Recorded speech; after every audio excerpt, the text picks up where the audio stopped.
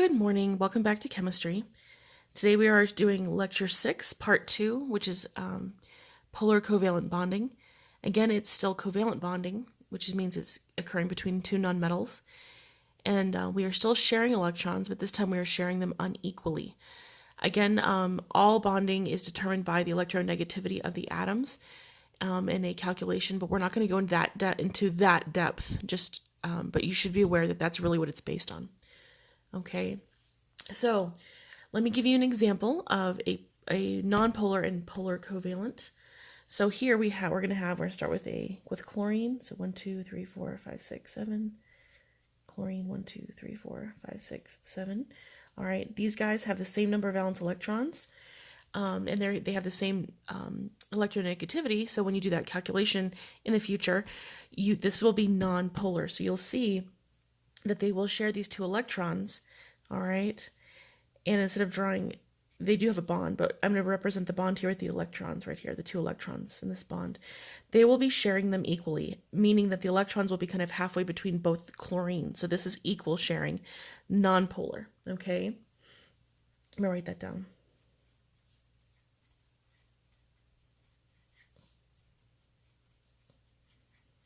This is equal sharing, nonpolar.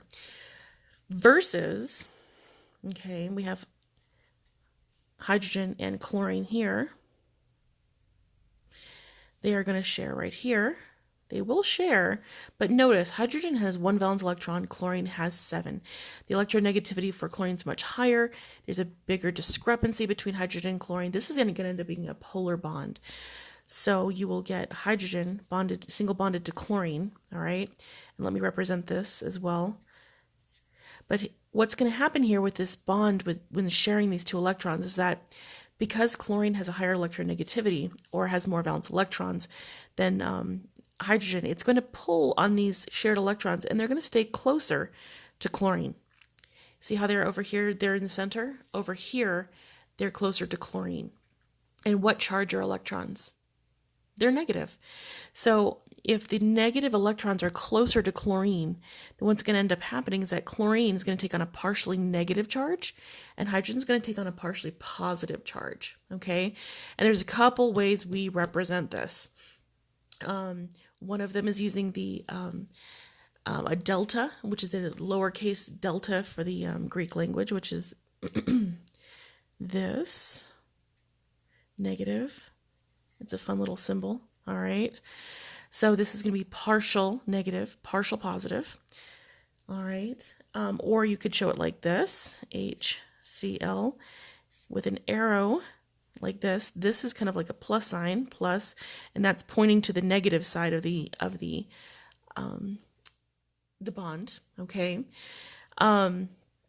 Either one of these is completely fine to use, either one. But you do need to show me H bond Cl, and you can either show me the partial, I'm sorry, that's drawn incorrectly, the partial negative, partial positive, or you can do this, either one. Either one's fine by me. Either one's acceptable, okay? So polar molecules act kind of like a bar magnet. So let me write that down.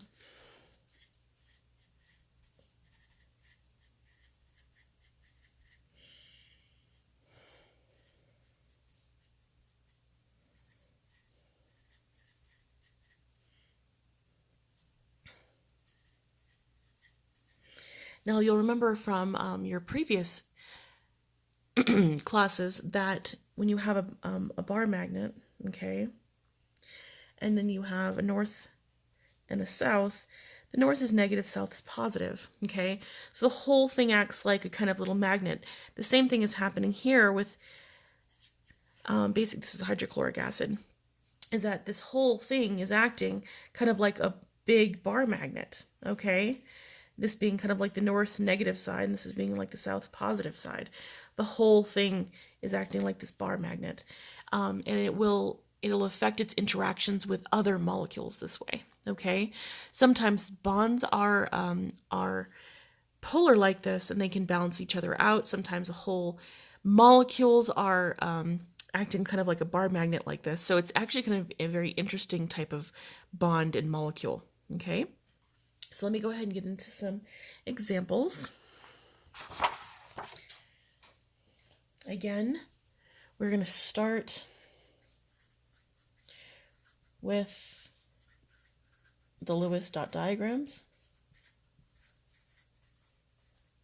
Please do not draw out all of the atoms, okay? So the first one we're going to start off with is H2O, water, okay? Water is a very important polar molecule, very important polar molecule. The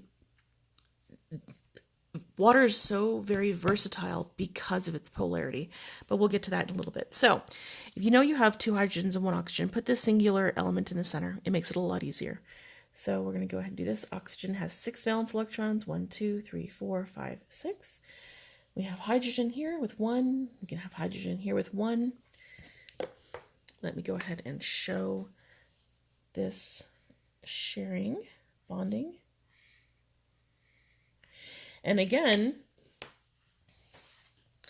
with these married couple electron pairs, you just kind of leave those alone. They're already together, okay? So you're going to see our resulting molecule. Let's put oxygen again in the center. There's 1 circle between this hydrogen. All right, there's 1 circle between this hydrogen. And then you have these 2 lone pairs up here.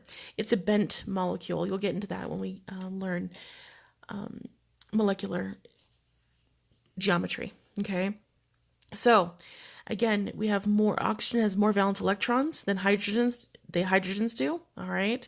So oxygen is going to become like a big brother. It's going to like, they're going to share the electrons, but oxygen's going to like pull more on it than the hydrogens will. So all the electrons will kind of stay closer to the oxygen right here. So the oxygen is going to take on that partial negative, and both hydrogens down towards the bottom are going to take on that partial positive, okay? You could also represent this doing this. All right, this side's more negative, that side's more positive. Both are fine, okay? So again, water is a simple but very important polar molecule. All right, let's do another one. Example, hydroiodic acid. All right, you have 1 hydrogen, 1 iodine.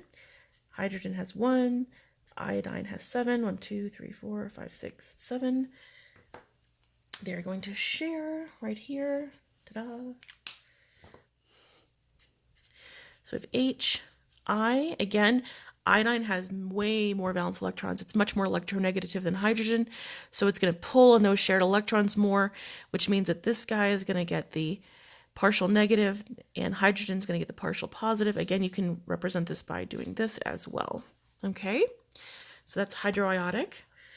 Let's do another one. All right, we have nitrogen and 3 hydrogens. This is ammonia.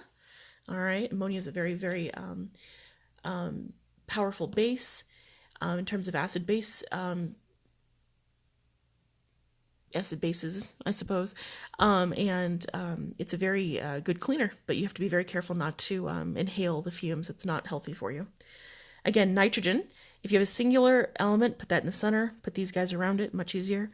Nitrogen has 5 valence electrons, okay? Hydrogen has, well, they have 1 each. All right, I'm going to highlight the married couple electron pair right here so we know not to use that in bonding. Again, we have these guys are going to share, and those guys are going to share, and these guys are going to share. There we go. So we have this structure, and put the electron pair right at the top. Okay, so this is going to be a whole molecule that is polar. Nitrogen has 5 valence electrons versus hydrogen's 1. Much more. There's a big difference in the electronegativity. So each one of these bonds is going to be polar. It's going to make the whole molecule polar the way it's structured as well. So again, nitrogen, because it's going to pull on those negative electrons more in this bond, is going to become slightly negative, and the hydrogens are going to take on a slightly positive, and the whole molecule will be like this. Negative up here, positive down towards the bottom. Okay? Now, let me show you another example. carbon dioxide. Now the gas that we breathe out of our body, okay? Again, if carbon is singular, put that in the center. Remember, with carbon and silicon, you can space out their Lewis dot diagrams, okay? They're 4 valence electrons. It's much easier to show bonding that way. Put the oxygens around him, okay? And each oxygen has 6 valence electrons, okay? I'm going to highlight these guys to not use them in bonding. And you can start seeing here what's going to happen. So these guys are going to share, and these guys are going to share. Remember, carbon's always going to want to make 4 bonds. Oxygen is always going to want to make 2 bonds to become stable. Okay, so what we have here, we have carbon, we have oxygen. Notice between this first oxygen and the carbon, we have 2 circles. That's a double bond. And again, between this oxygen and that carbon, we have 2 circles. So that's another double bond. And then you can put these lone electron pairs like this because they're going to be repelling. Okay. So the carbon and oxygen bond they have electronegativity, but I mean, it is a polar bond. It is a polar bond, but you're going to notice that the whole thing kind of cancels each other out. So oxygen has a lot more valence electrons than carbon. It's going to be a lot more, I'm sorry, I shouldn't have put that there. Ignore that little dot. That should not be there. Oxygen has more valence electrons. It's more electronegative than carbon. All right. So what's going to happen here is that the electrons are going to be pulled to each side. All right. They're going to be pulled to each oxygen. So what's going to happen is that it's going to be like this. All right.